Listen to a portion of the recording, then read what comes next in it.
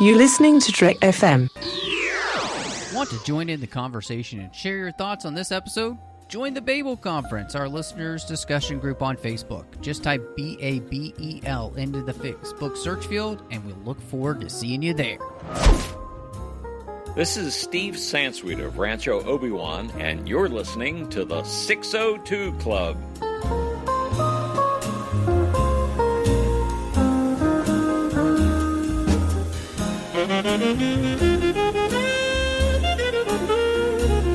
Welcome to TFM's Local Watering Hole. I am just one of your hosts here, Matthew Rushing, and Christy Morris is out this week, and so I had to fly in specially from the North Pole. It's hard to get a hold of him this time of the year, but the one and only Fat Man. I mean, John Mills. Wow, I represent that remark. Listen, man, 2020's been a rough year for my eating habits, okay? I don't want to be shamed. All right? A lot of us have had our struggles. I was referencing the new Mel Gibson movie, Fat Man, where he plays Santa. And that's what I don't know what you were talking about. I don't know. All I'm going to say is that I'm going to pull up my tray of cookies here and have a grand old time. Yes. There you go. Is it the cookie that brings you courage, or is it the one that blows up? You might want to make sure you know the difference. Well, what I can tell you is that I've had my teeth replaced 3 times from mixing up those cookies. So, you know. Oh, man, we are really going to have a great time. We're excited because if you know the 602 Club, you know that a few years ago that John and I got to talk about a film that we really enjoyed, which was the Christmas Chronicles. And, well, Netflix is back this year with the Christmas Chronicles 2. And so that's what we're going to be talking about as we look toward the holiday season. In fact, as we record this, Christmas is actually just a week away, so I want to wish everybody a Merry Christmas, Happy Holidays to all of you. Thank you so much for listening, being with us this year. We really appreciate it. Do us a Christmas favor. Make it a Christmas miracle. Give us a star rating review over on iTunes or Apple Podcasts or whatever they're calling it these days. Help people find the show. We'll read that review out in the show. We thank you so much for everybody who's been listening. Of course, you can find us wherever you get your podcasts, literally just about every place podcasts can be had. You can find the 602 Club, so just make sure you're subscribed. You get the show as soon as it drops. You can find us on Twitter at the 602 Club. That's something that's changed in 2020. The 602 Club is now on Twitter. So please, if you're listening to the show, go and follow us over there. You can also find us on Instagram. We'd love for you to follow us there as well at the 602 Club TFM. You can also find us online at trek.fm. With all the shows that we're doing, we're on the Babel Conference, which is our listeners-only discussion group, of course. Facebook.com/TrekFM as well. So, again, everywhere. And quick note, I want to say a huge thank you to the associate producers here for the 602 Club who've been supporting the show for so long, and we really appreciate them helping bring the network to us each and every week, as well as the 602 Club. Ken Tripp, Davis Grayson, Ryan Maillet, and Daniel Noah. I want to say a huge thank you to you guys for all that you do and making sure that the podcasts here on the network can keep coming to you. It's a huge network, and we legitimately need your help.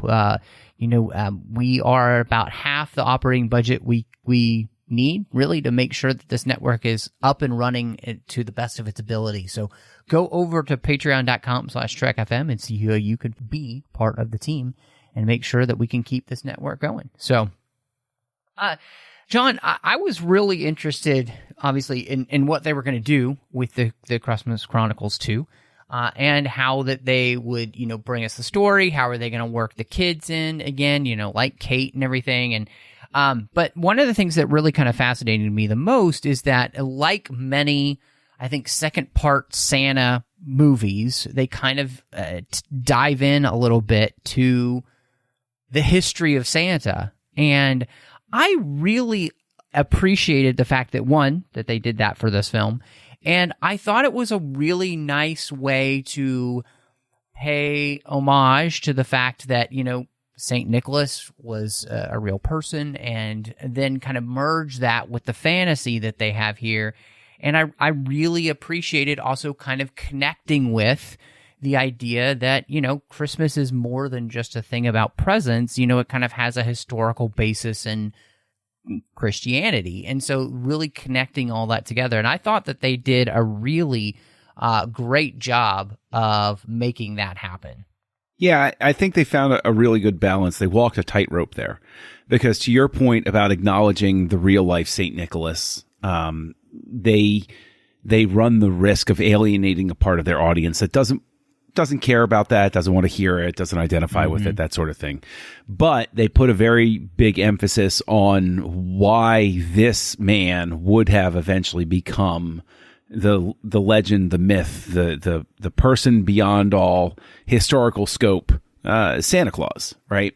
And I think that in terms of also threading that needle, something that they do with his backstory that I think is interesting, with meeting the elves that, you know, bestow powers and those sorts of things and help him out in the beginning, is that it harkens back in a very large way to those 60s and 70s Rankin Bass series. They had a Santa Claus origin story that was completely devoid of any reference to Christianity at all.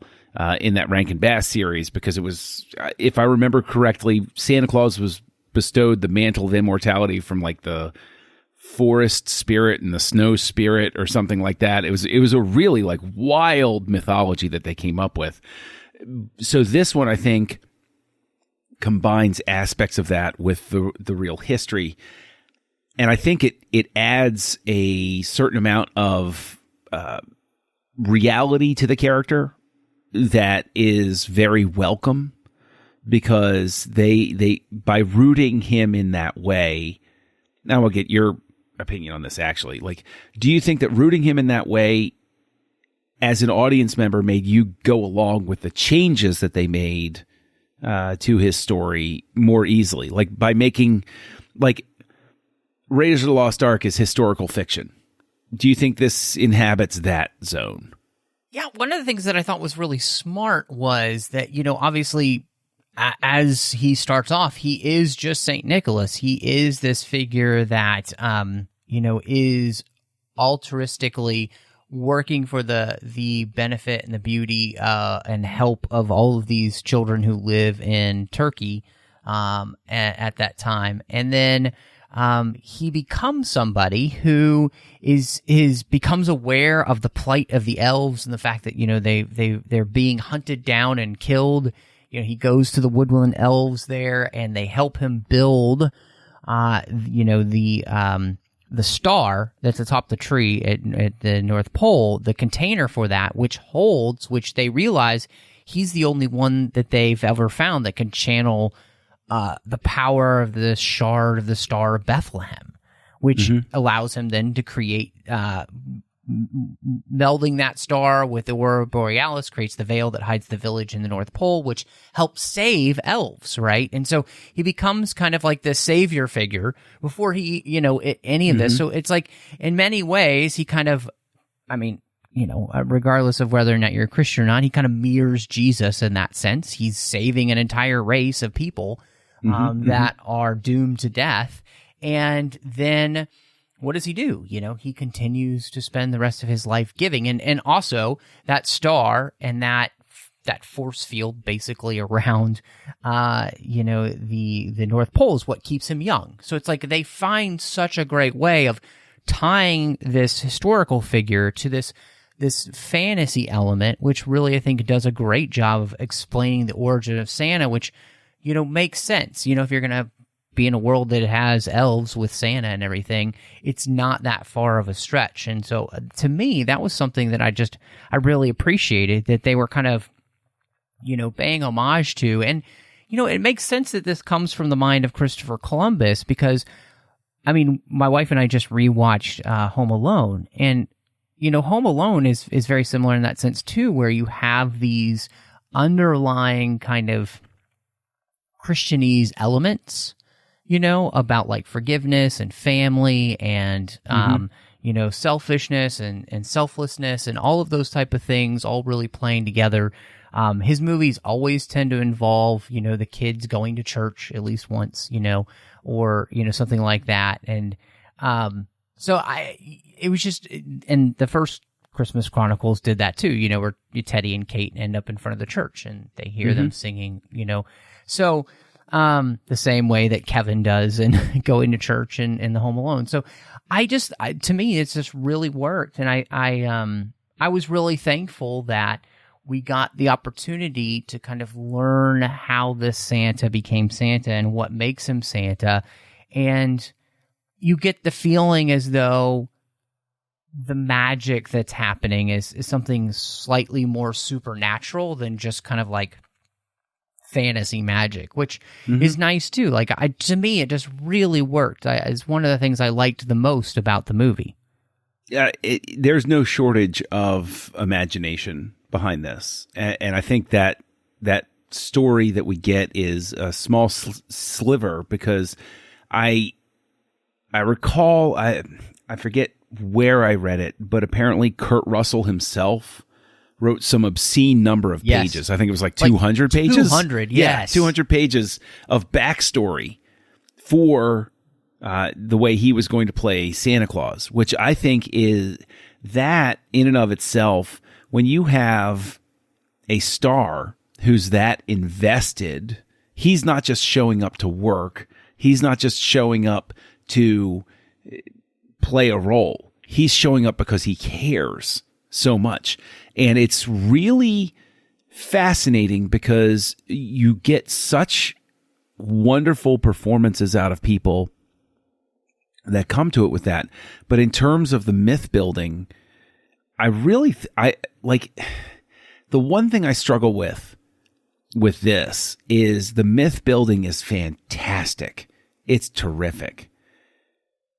But it feels like it just is so complex that it needed more time to breathe. Like they needed a different sort of opening almost to give it more distance so that you could spend more time with it, because the backstory that they give is fascinating and you're taken in on it, but it is not given as much time as I'd like to see. Like it's one of those things where I'm sitting there saying, oh, cool. Oh, we're back to the story. Oh, okay. Like I wanted to spend more time with that part of the story. And I wanted to find out more about the beginning of his relationship with Mrs. Claus and those sorts of things.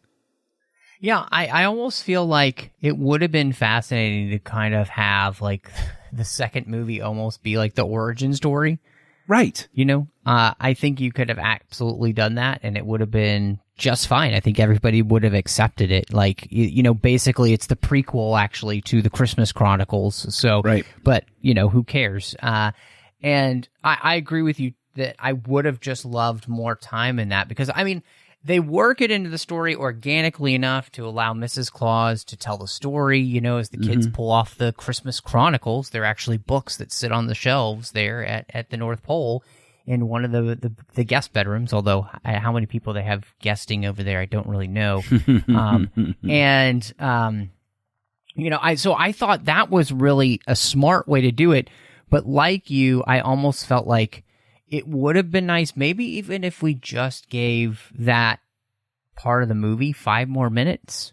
Yes. You know, I know that's quite a bit in movie time, but it's like even just 5 more minutes to allow that story to breathe just a little bit more, because it is so pivotal to the rest of the story and what's going on with the different characters and everything, because they have to combine the origin of Santa with also what we get with Belschnickel, and it's like you feel like you want a little bit more of both, actually, because it feels like you almost need more of his story too. So, you know what I actually think of, because before on the other side of the club, we were talking about Lord of the Rings, the Middle-earth series. Yes. And I almost wonder if this movie would have been better served by having an opening the way that they opened Fellowship of the Ring, where they showed that past part and they had the narration where it said, you're going to need to know this for everything that's coming up next. And people would have completely gone with it. And then at the end of it, you would have said, because it pertains very much to everything that happened in the Christmas Chronicles too, or something like that. And I just think that would have been a more natural way, because I think simply inverting it and having that prologue put in there so that it doesn't have the clunky weight of exposition and then go into the family on the beach, I think would have worked better. It would have been a better sequence of events. See, I agree with you there, because then you can easily find a way for them to, when they're reading the story, they're reading just the story about Belschnickel, and you can spend more time on that. And again, you get the kind of the origin story that helps explain then when you get to the woodland elves and all that kind of stuff, you know. And so, no, I agree. You know, there's been a couple of movies I feel like recently that Christy and I have talked about where I felt like, you know, if you're going to do this, maybe a prologue would have helped. I'm always surprised that more movies don't just go that route, because it is a good way to kind of bring you in slowly and give you a lot of exposition. And people are much more willing, I think, to accept that, because you're not slowing down the movie at the beginning, right? Right. And so, no, I agree with you. I think it would have been really nice. And, you know, yeah, so I don't know. That's well, what's especially surprising about that not being a decision made is, even though it didn't play out exactly that way, Chris Columbus did Harry Potter and the Sorcerer's Stone, Philosopher's Stone, if you're listening across the seas. And he did Chamber of Secrets as well. So yeah, right. But Philosopher's Stone opens up with that whole essentially prologue. So it seems like he could have looked at an earlier work of his own and said, oh, how am I going to, this is how I can handle this. So it seems sort of a surprising thing that decision wasn't made, because I do think that where it stands now, I mean, it's tough, because I want to see Kate. I want to see the family. I want to spend time with them. I want to find out what's going on. But let's be honest, the thing that brought me back to Christmas Chronicles 2 was Kurt Russell is such an amazing Santa Claus. Give me a lot of that. A lot of that. No, I agree with you there. And I do think that that's the thing that the movie does really well, is it does allow us to spend more time with Santa, which is fantastic. But it also allowed us to be able to, with the history of Santa, we also get to spend more time with Mrs. Claus, because we're in the North Pole, which was also great. And, I thought, Goldie Hawn was just so lovely in the role, and this really added to the relationship between her and Santa, which is, going to kind of play into something I was going to talk about a little bit later. But I was glad that we were not only spending more time with Santa, but we were going to spend more time, obviously, with Mrs. Claus. And, I think they do such a great job in this movie together. You can tell that they're having a blast together, making a movie like this. How could you not, honestly? Well, what is especially wonderful and what is a lot of fun to watch is the fact that we all know Goldie Hawn and Kurt Russell have been a couple for almost time immemorial. I can't remember a time where Kurt Russell and Goldie Hawn were not a couple. And they've always been that celebrity couple that really seemed perfect together. It really seemed like these were two people, regardless of whether you would have done it the same way they did, or whether et cetera, et cetera, et cetera. It really seemed like you could see them together and you could say, these people belong together. This is just perfect. If there was ever an argument that there is a perfect person for somebody, the two of them are the argument for it. And that comes across in the scenes that they have so much. They are having such a good time during this that you can't help but smile through all of their scenes together, because you can tell that these are two people that have a legitimate chemistry, that belong together. And forgive me for drawing the comparison, but it is the absolute antithesis of the type of non-chemistry that happened with Tom Cruise and Nicole Kidman in Far and Away and Eyes Wide Shut, where you sat there and you watched it and you said, they're married? Really? You look at Kurt Russell and Goldie Hawn and you say, oh yeah, these people were meant to be together.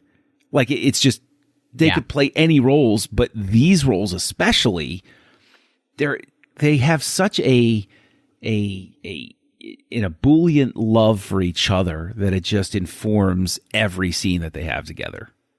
Yeah. No, I mean, it just seems so natural. I mean, they feel like they're actually people who love each other, you know, and that's exactly what you want from this couple, you know, when you're playing Santa and, you know, Mrs. Claus. So I think they nail it. And it was great that, you know, again, that they created this movie that allows us to have more history about them both, but allows us to spend more time at the North Pole so that we're actually getting to spend time with her as much as him, because, you know, she was just as, and I found her to be, you know, just as fun to watch and had just as much as fun with her scenes as they did with his. And that's what you want, you know? So especially with this iconic couple of, you know, Mr. and Mrs. Claus. Yeah. You know what's really fun about seeing them apart as well is that it is a very relatable married couple dynamic, that exists where, you know, let's face it, guys can be a little bit childish. They can be a little bit immature. And then the wife winds up becoming the one who's sort of like, you know, a little bit more compassionate, a little bit more organized. And we have that scene, which it's interesting because there are plenty of places where you could see a scene like the one where they're walking through the village and Kate says, well, shouldn't it be Mrs. Claus's village?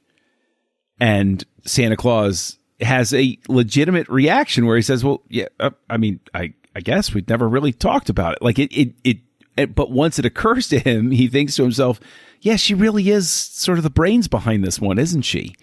And so instead of that scene coming across as a patronizing scene, it comes across as Santa in this circumstance. You know, he's somebody who is so childlike that it never occurs to him that, yeah, actually the village should kind of be named after her. You know, like, oh, yeah, she did put everything together, because he's just out there having such a good time.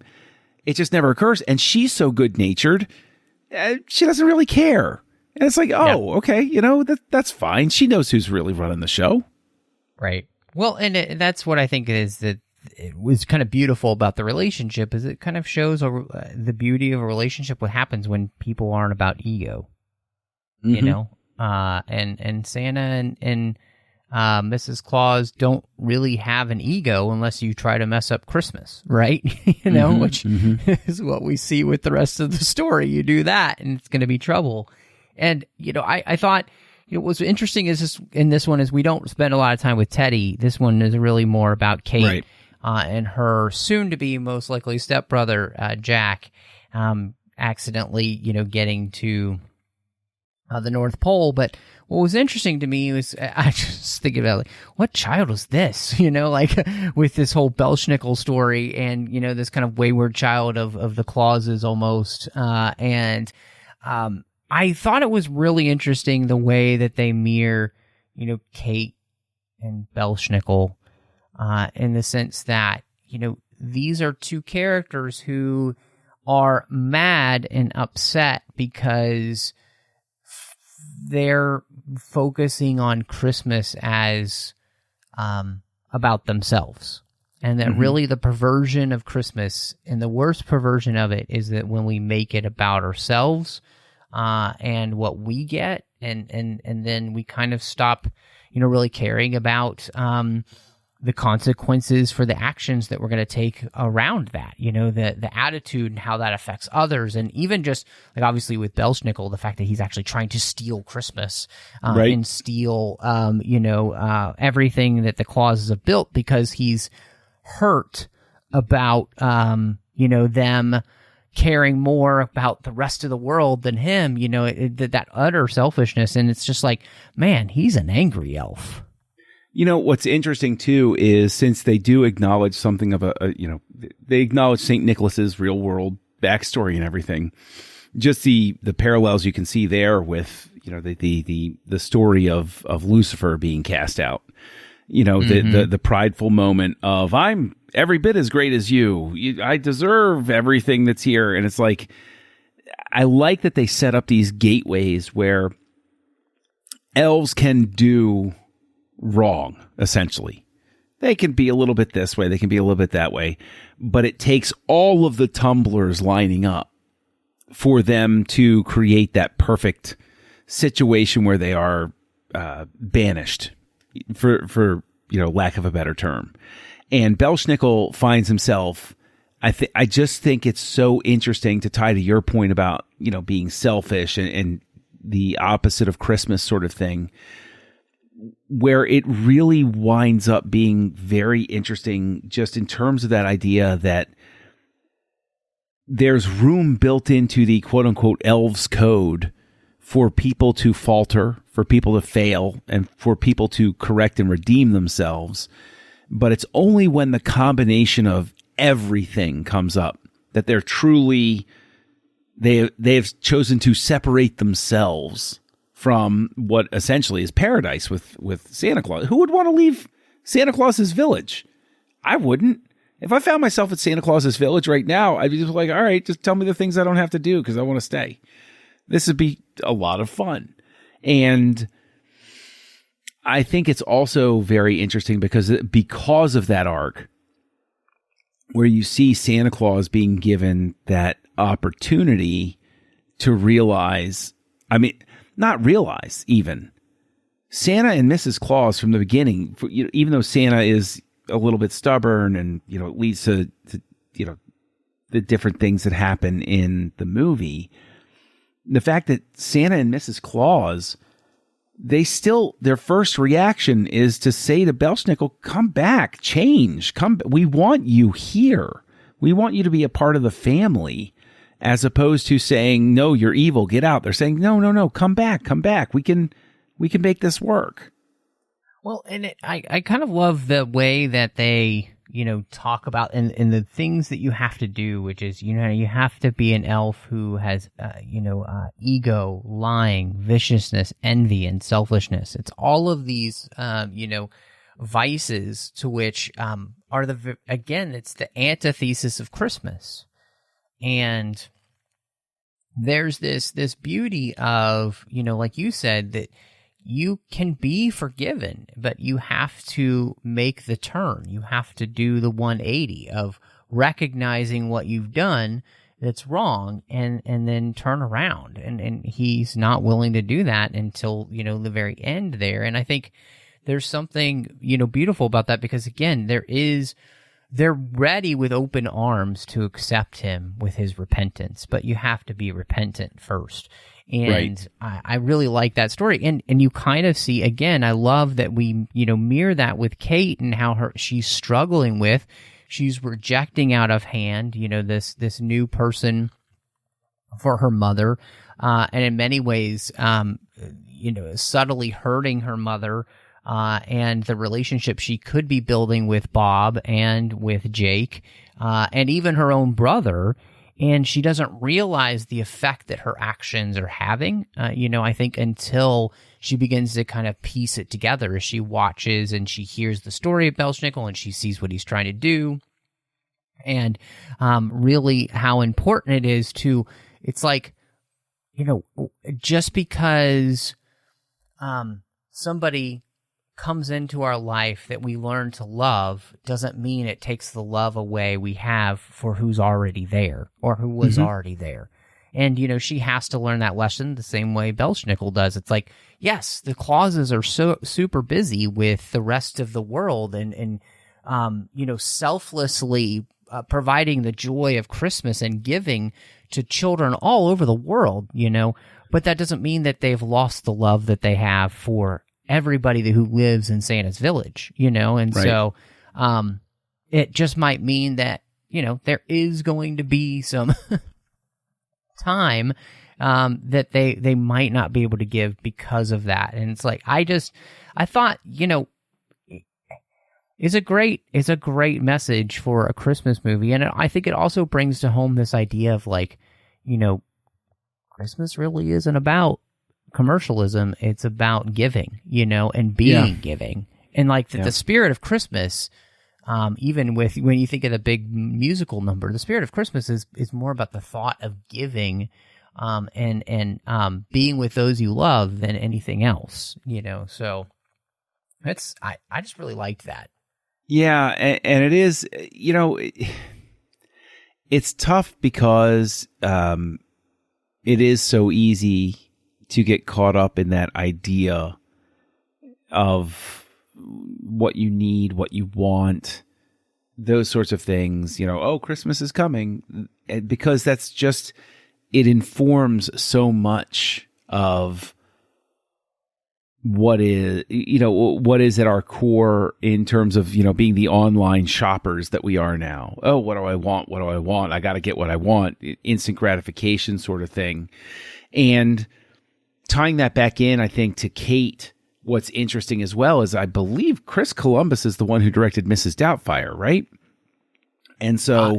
if I'm not mistaken, I think you're correct. Yeah. So you wind up again with another story about how the family is defined by a lot of different things in a lot of different ways. And I actually want to give the movie a lot of credit for the fact that Bob is so understanding. It's so easy for a movie to make the simple arc of the two, or the kid from one, the kid is there and the stepdad is there and they're butting heads, and the mother has to assuage the fears of the potential new father, saying, oh, don't worry about her, it's fine, it's fine. This really is a situation where they do make it clear that Kate is the one that has to change her heart, because Bob is the one that's sitting there, and all he does is open himself up to her and say, what can I do? What did I do? Tell me what I can do to make this work.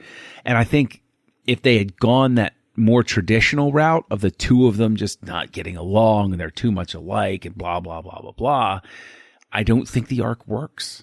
I think it neuters the arc, and instead what we get is something that is really interesting, because Bob winds up becoming a mirror for Santa Claus. I want you as part of this family.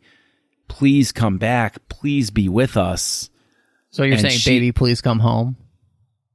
Well, it's funny you should say that. Yes. Yes, indeed. I love what you're saying, because I was thinking about this of how Kate is kind of creating her own Blue Christmas, she, we're just going to use all the holiday puns tonight because it's so much fun.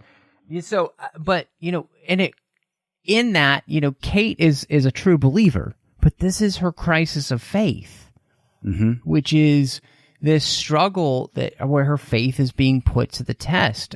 And it's because of, she's just starting to get used to the fact that her dad is gone, he's not coming back, and moving on with life without him. And she's just found that equilibrium, and now that's being upended again. And she's fighting against that because of this idea of somebody possibly taking his place, as if that's ever possible, even for her mother, right? Right. And I really love that, like you said, with the fact that it's not Bob coming in and trying to do that, or are them just having fights and not getting along. It really is about this guy. He's opening his heart to her. He's giving her the time that she needs to come and be comfortable, and just waiting for the opportunity. And she realizes that by the end, and knowing that she's the one who's rejecting this change, and she's the one who in some ways is kind of turning her back on the faith that she says she has, which is in Christmas, which is in Santa and all that he stands for, which is to be this selfless person who's giving and loving and all of those things. And I think that's the real beauty, is we see that the model we're supposed to follow is that person, and that's what she becomes more like by the end of the film. I also think that she winds up being a cautionary tale about how whatever we put our faith in, how in times of trouble it can become a transactional sort of faith. Yeah. Because her problem is, hey, look, Santa, I believe in you, and I'm a true believer in Christmas. You owe me. Give it to me. Yep. This is what I want. I should get what I want. Whereas because I've been a good girl this year, so you owe me. Yeah. Exactly. It's that whole transactional nature of, I'm going to cash in my chips now, when that's not what any relationship is supposed to be about. It's supposed to be about, if you love somebody, if you believe in somebody, that's just what it is. And you don't give with the expectation of receipt, because that's not really giving. That's bartering more than anything else. Yeah, and you, is that really, like, again, is it like really something that you're putting your faith in because you believe in, you trust in, or is it just something that you're trying to get something out of, like a Coke machine, you know? Right. You know, that's just, I think that's really beautiful. And again, that's what we kind of see, is that true relationship can't be transactional. True loving relationship is not transactional. Santa does not give gifts to people so that they will give him something back. Nobody gives anything to Santa. He just gives because he loves people and he wants them to feel joy, you know. And that is what Christmas is all about, which is the act of giving selflessly to someone else. And so, I think that's just a fantastic part, and it's really fun. I really liked our new addition as well to the film in Jack, and I loved him, like, finding some courage at Christmas, which is really difficult for him because, you know, he's a kid who's kind of been afraid of everything, you know, and he you know, learns that lesson that to take risks is not to not have fear, but to just learn to just do it anyway, to overcome, you know, and I thought that's really fun because I feel like it almost felt like a meta message to the world we live in. It's like, you know, let's remember that we can do it, you know, and I just really liked that. And I thought it was, and Jack he's such a cute kid. He is. And, like, you know, and that's the thing about kids in movies. As you're Bruno, you know, it's a hard lesson, but obviously Christopher Columbus knows what he's doing when he's casting kids. Yes. Because obviously he did Harry Potter. And Jack was great. I'm actually excited that he'll be a part of, you know, hopefully Christmas Chronicles 3.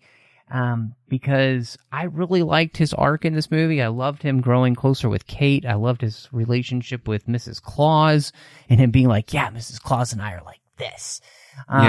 Just a really fun part of the story for me. Yes. I think Jack was a great character. I do think he was a lot of fun. I did like the mission that they gave to him. You know, I like the fact that they had, It was an interesting move. They made things more complex to give Kate and Jack separate missions as opposed to the joint mission that she and her brother had in the first one. And I did really like that stuff. The one thing I wish is that they had found a way to more organically weave Jack's fear into the earlier part. Because it was a little too, and this is not the actor's fault. This is the writing fault. It was a little too obvious what they were setting up at the very beginning by having him constantly, you know, say, oh, I'm afraid of this. Oh, I'm afraid of that. Oh, I'm afraid of this. It could have been done a little bit more subtly. It was a little too clunky. They should have had him in a situation wherein he freaked out. And so when he overcame his fear in a similar fearful situation, they just have him talk about his fear earlier on. Mm-hmm. They don't have him encounter a fear really earlier on. And I think that would have been a better way to structure his story. And I think probably would have made his story more satisfying for more people to see him, you know, that phrase you and I always tussle about, the whole show don't tell thing. It's you can misinterpret that 1,000 different ways, but in this circumstance, having Jack simply tell us that he's afraid of everything does sort of blunt the fact that he's overcoming a fear later, because it becomes an inevitability instead of tricking my lizard brain into saying, oh, I've seen something like this, and he failed before. And to see him fail and then succeed, I think, has a better visual progression than anything else. Absolutely agree. Absolutely agree. I'm always going to be a fan of a movie where you show somebody something so that you can use it later, and I think it would have been fascinating to see him maybe, trying something at the resort, and maybe he's all excited to go do the, big water slide, and then he gets at the top and he freezes and he can't do it. So he has to walk back down in shame, that kind of thing. Just something like that. We're talking a minute scene. You could have really brought that home instead of him just saying no to a bunch of things and listing off a reason.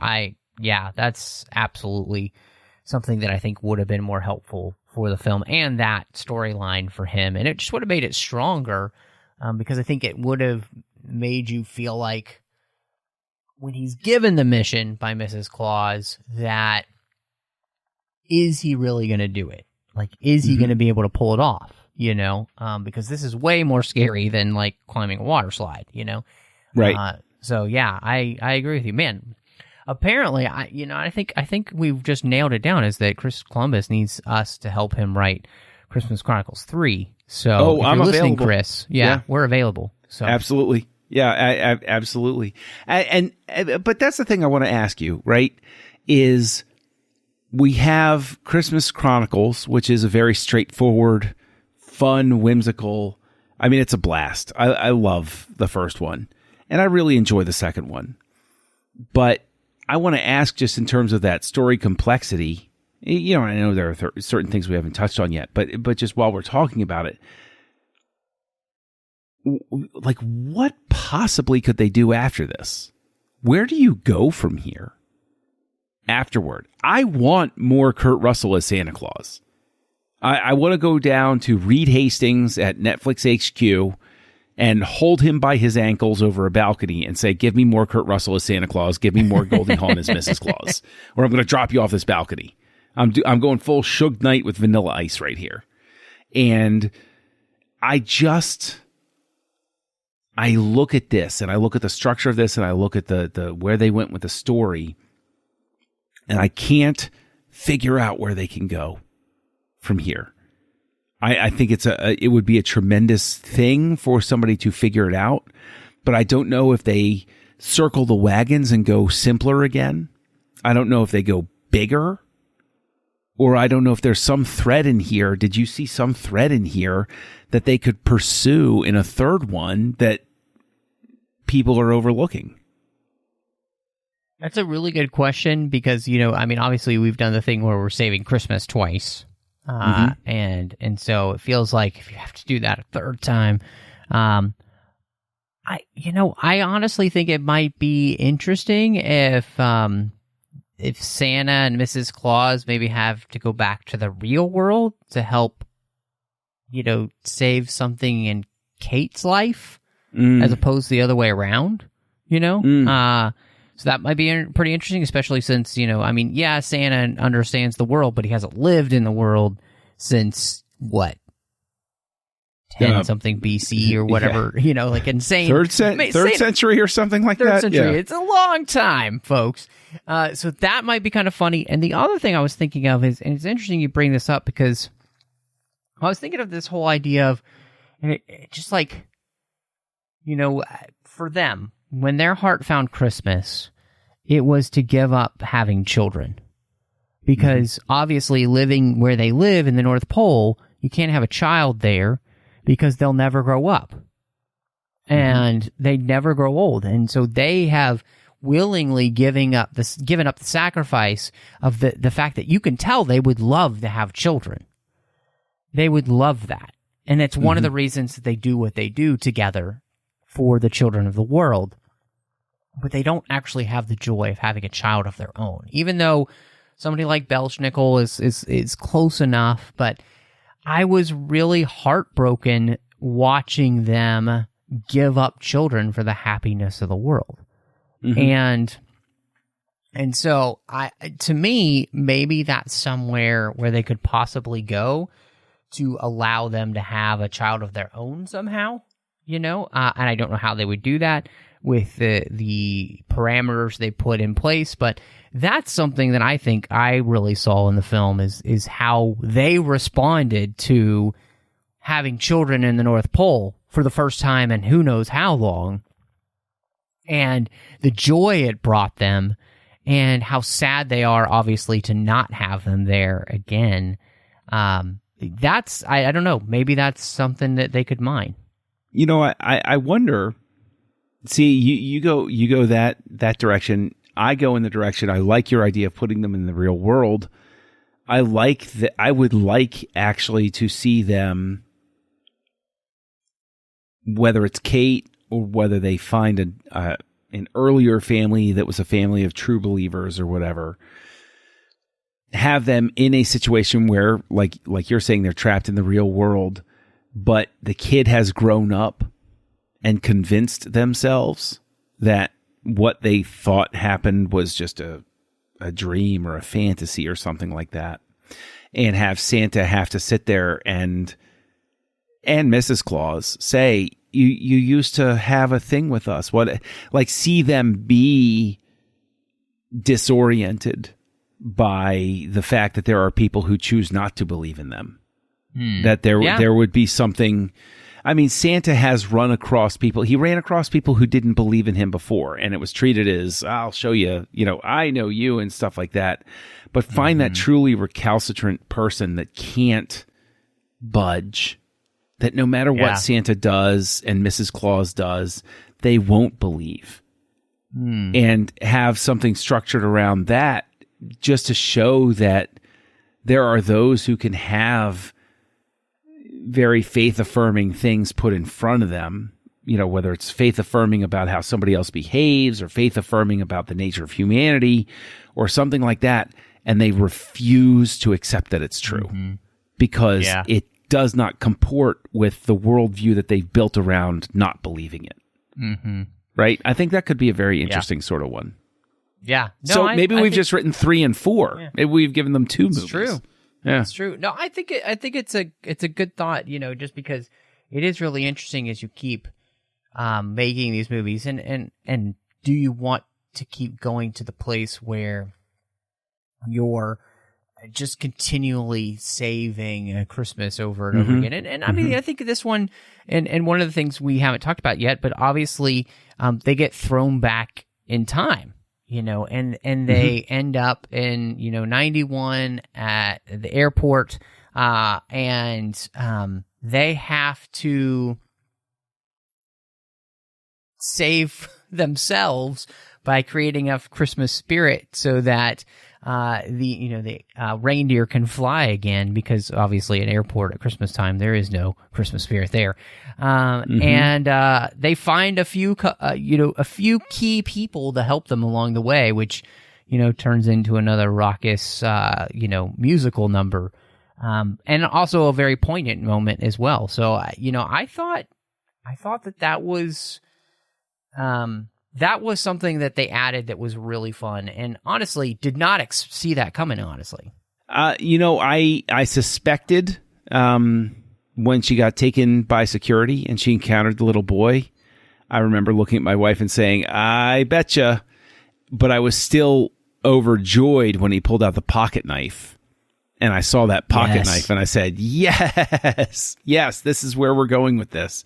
And I think that it's really, what I really love most about the scene or sequence, I guess, is that Kurt Russell has decided that he's going to indulge that musical side.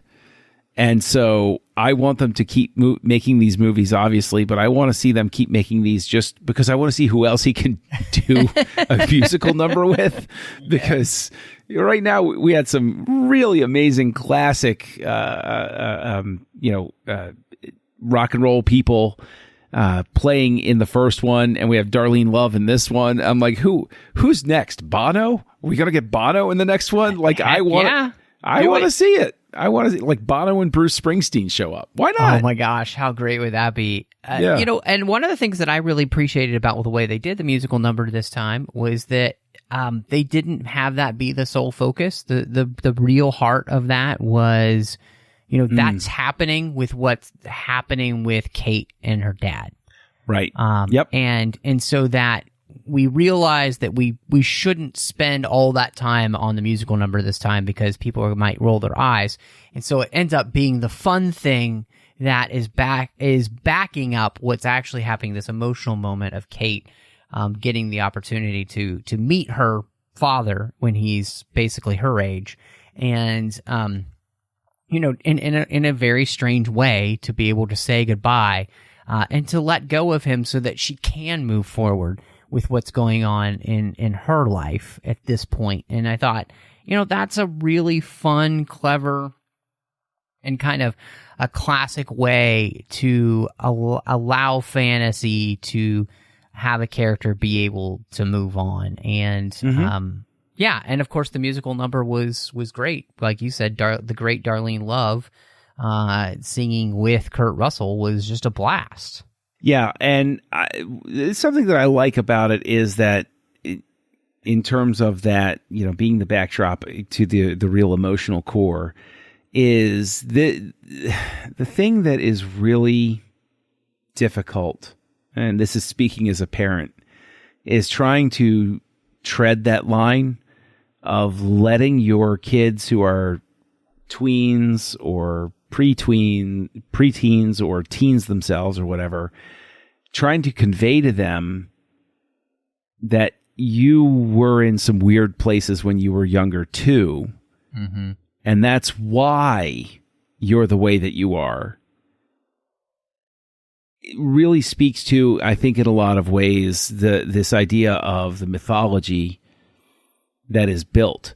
Because we find out the real story of Santa Claus instead of the mythology of Santa Claus in this one. And as a parallel to that, we find out the real story of Kate's dad as opposed to this mythology she's built in her head about her dad. And it underscores the fact that there is a realness to everybody that you sort of have to work to get at. You can't just presume that they sprang magically from Zeus's head or something like that. I think that's a really good point. The whole idea is that, the fact that she kind of has built this idealized version of her dad in her head that supports her thought process about, when she's complaining about, whether they should be at the beach or not, and, when her dad tells her that it's really about who you spend Christmas with, it's not about the where. That it brings it home to her. And I think that that's a really great message, and allows that message to really come to fruition in a way that you can't just get if somebody tells her that in that way, like the person she really needs to hear that from is basically her dad, and she gets that opportunity. So all that said, John, I'm really interested as we kind of wind down now of where you're going to land with the ratings for Christmas Chronicles 2. Mm-hmm. It's tough.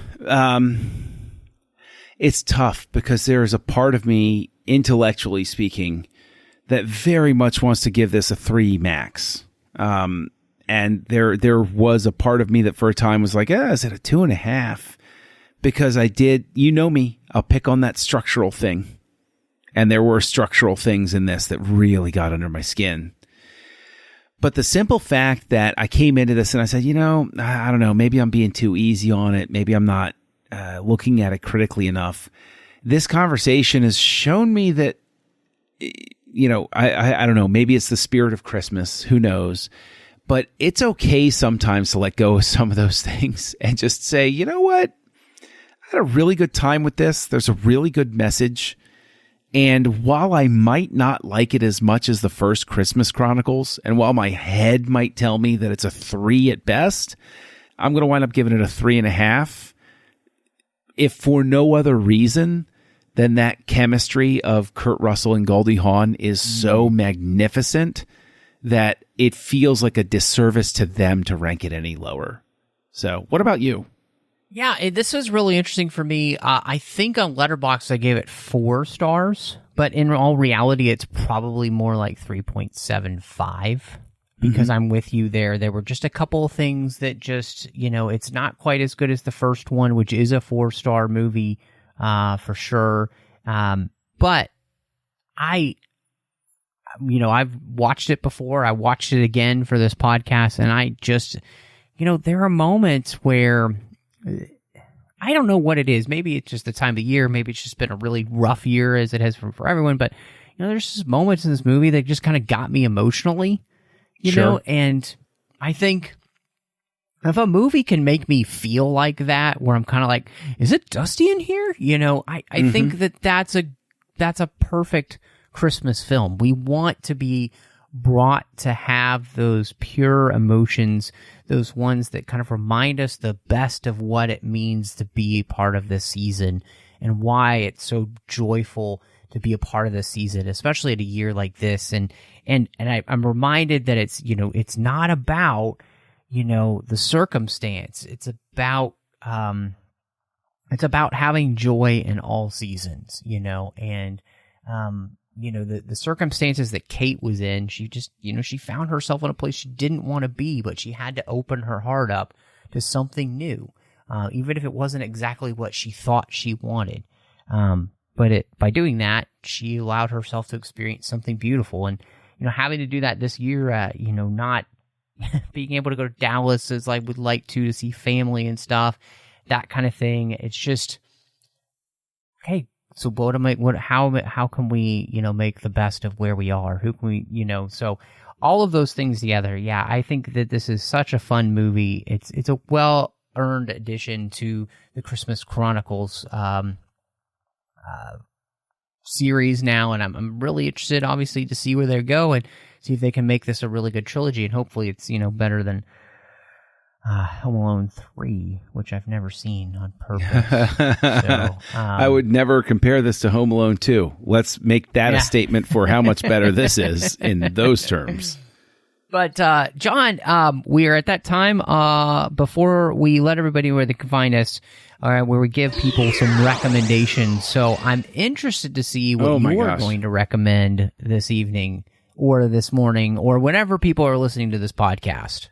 You know what I'm going to recommend? I honestly, because we were talking about this on the other side of the room, but it's a little Christmas era gem that I revisited recently that I think is hysterically funny and is well worth it. And since 'tis the season, I'm going to point people to the rom-com Just Friends, starring Ryan Reynolds and Amy Smart. Yes, because that is a movie that brings zany nonsense and painful and highly relatable high school trauma to bear.